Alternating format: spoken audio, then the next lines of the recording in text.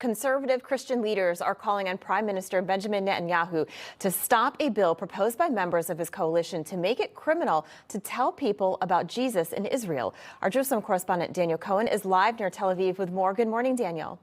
Good morning, Allison. Good morning, everyone. A big story just before days before Palm Sunday, Good Friday, and Easter. Sacred time for Christians.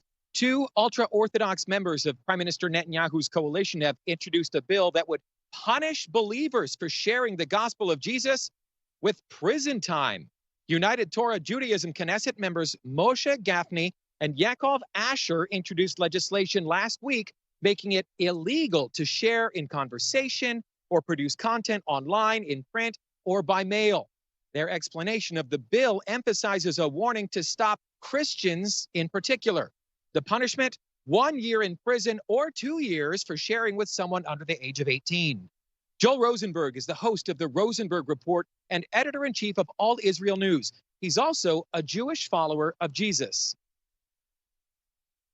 Obviously, Jewish people don't agree with Christians, evangelicals or others, about who Jesus is, right? We all know that there's a theological difference, but evangelical Christians and other Christians have been so supportive of Israel and the Jewish people. So to silence, to muzzle, and gag even Israelis like myself and others to say, you can't talk to another person about your faith and why you believe it, that is terrible. That is not freedom.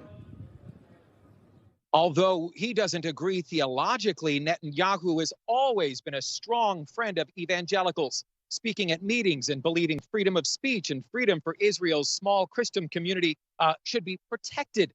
Now, should this bill gain traction, it could spark a serious clash with the 60 million evangelicals in the United States and 600 million around the world. Gafni first introduced a ban on evangelism in 1999. It went nowhere. United Torah Judaism is in a stronger negotiating position now, though, since Netanyahu needs to keep the party in his coalition, or it could threaten Netanyahu's ability to remain in power.